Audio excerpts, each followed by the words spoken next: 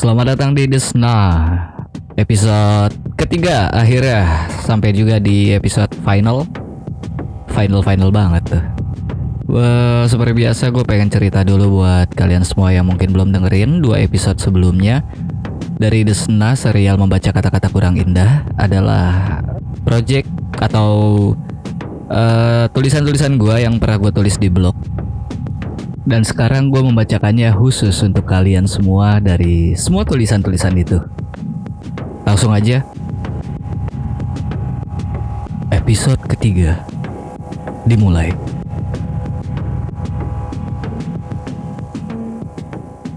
Rapat pagi. Selamat pagi. Sekarang waktunya kita rapat pagi hari. Saya harap semua sudah... Harapan saya sudah gagal pagi ini. Ada yang belum datang, di mana dia? Hilang. Hilang. Hilang? Di mana? Kapan? Bagaimana? Iya, kejujuran hilang. Selepas manusia memakai jas dan menyewa pengantar. Yang kedua, sangkakala. 7 hari menonton berita. Firasatku hanya tentang bertanya dan bertanya. Jawaban adalah misteri setelah sangkakala. Yang ketiga, air. Seekor kelinci melompat melewati genangan air, seekor kecoa terbang melewati genangan air, seekor kerbau tak peduli genangan air, seekor babi tidur di genangan air, seekor singa minum dari genangan air, seekor kuda bermain dengan genangan air, seekor elang tak melihat sebuah genangan air, seekor ular bersembunyi dari genangan air, seekor kucing benci dengan genangan air, sebuah puisi luntur karena air wajah dan sampah kenangan. Yang keempat, 1 gelas dengannya. Teras rumah yang sepi. Sebab semua sedang bernarasi. Ada lagi yang sedang konfrontasi. Saya memilih evaluasi saja. Dengan gaya bahasa berat. Agar tulisan ini terlihat cerdas. Tidak ada yang peduli, tulis belakangan. Di hadapan meja ini saya tidak sendiri. Evaluasi yang cukup dramatis dan menyentuh hati. Saya hanya bertanya satu hal. Dan bersedia mendengar jawaban hingga tangisnya kering. Atau amarahnya redam.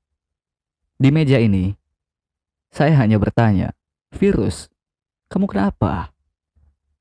Selanjutnya itu urusan saya, memeluk atau menenangkan, atau membentak dan mengusir itu hanya pilihan. Yang kelima, Yang Maha Esa berdoa kepadamu. Semenjak langit dipenuhi puisi, hujan yang turun hanyalah basa-basi. Orang-orang mulai girang bermain dengan kesedihan. Di puncak gunung tertinggi, di dalam laut yang dingin, di hutan hujan yang sepi, di kota penuh besi. Yang Maha Esa bernyanyi, Yang Maha Esa bersaksi, Yang Maha Esa menangis, Yang Maha Esa sinis, Yang Maha Esa tertawa, Yang Maha Esa berdoa kepadamu.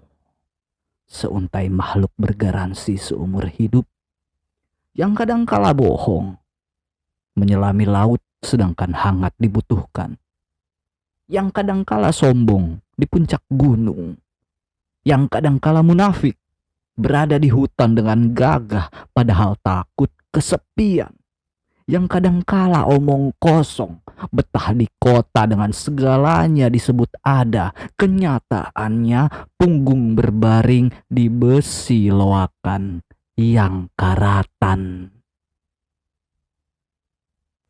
Yang keenam, ketelanjangan.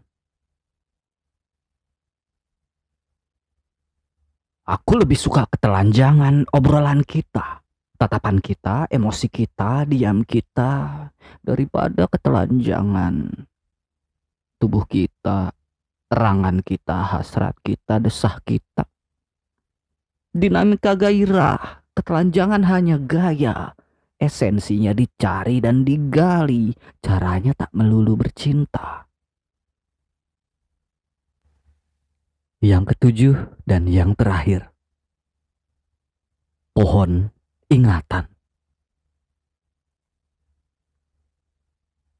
Permainan telah selesai, bukan menjadi perlombaan.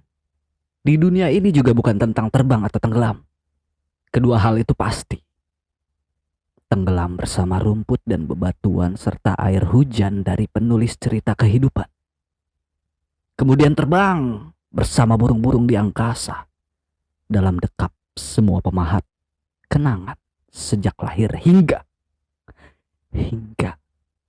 segalanya berubah menjadi tahlil di penjuru rumah. Dan air mata yang menyirami hati lapang besar jadi pohon ingatan.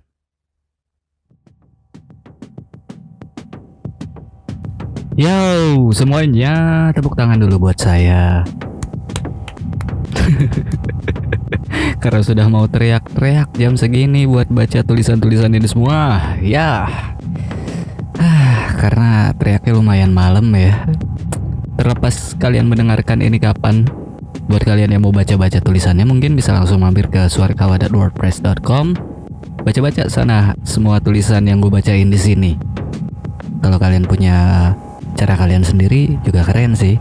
Ya. Intinya terima kasih udah dengerin The Sena sampai episode ini, episode terakhir. Ya udah itu aja sih yang pengen gue sampaikan. Sampai ketemu di entah di apa yang akan gue buat lagi. Thank you, bye bye.